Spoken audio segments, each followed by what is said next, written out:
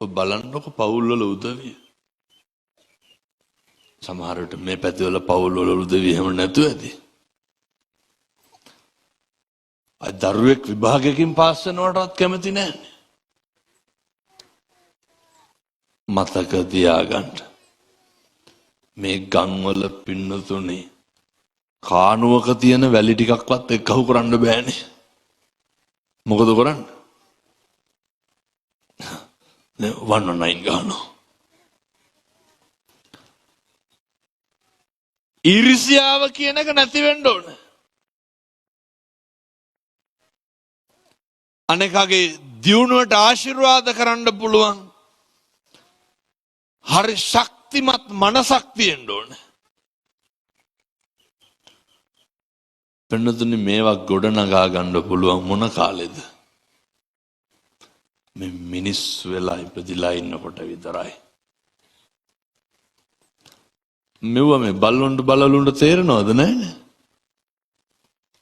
හොඳ නරක පව්පින් අහගන්න පුළුවන් මොන ආත්මෙද?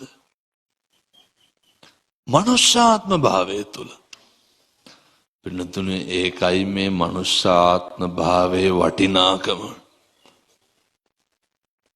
මේකේ කෙලවරක් නැත්තේ. ඒකයි මේ මනුෂ්‍ය ආත්ම භාවයේ වටිනාකමේ නිමක් නැත්තේ. හෙට ඉඳන් පුරුදු වෙන්න. මොවද මේ හෙට ඉඳන්ම කරන්න ඕනේ. මම මේ මුළු ලෝකෙටම කියන්නේ අපේ හිරුනාලිකාව හරහා. ඔය පුළුවන් තරම් අනේකට මෛත්‍රී කරන්න බලන්න. ඔය ජීවිතේ ඕන තරම් හතුරු ඇති. ජීවිතේ ඕන තරම් වෛරක්කාරයෝ ඇති. අර එක සෙන් කතාවක තියෙනවා. පෙන්නතුනේ බිරිඳ මරුණාට පස්සේ එනවා හාමුදුරු කෙනෙක් පිරිත් කියන්නේ. ඇත්තන්ගේ චාරිත්‍ර පිරිත් කියලා බිරිඳට පින් දෙනවා. පින් දීලා අවසානයේ හාමුදුරුවෝ කියනවා සියලු දෙනාටම පින් සිද්ධ වේවා කියලා. අර මරුණු කෙනාගේ ස්වාමියා මොකද කරන්නේ? පැනලා කියනවා බෑ බෑ සේරටම පින් දීලා බෑ බිරිඳට විතරයි දෙන්න ඕන කියලා. හාමුදුරුවෝ තේරුම් කරලා කියනවා මොකද්ද කියන්නේ? එහෙම සේරටම දෙනකොට තවත් පින් සිද්ධ වෙනවා කියලා. බැරිම තැන අර මිනිස්සයා කියනවා එහෙනම් සේරටම දෙන්න හැබැයි අල්ලපු ගෙදර මිනිස්සයාට නම් දෙන්න එපා කියලා.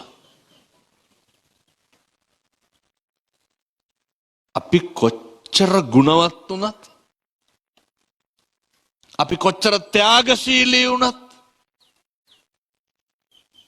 අපි කොච්චර පරිත්‍යාගශීලී වුණත් අපිට හතුරෙක් ඉන්නවා පින්නතුනේ.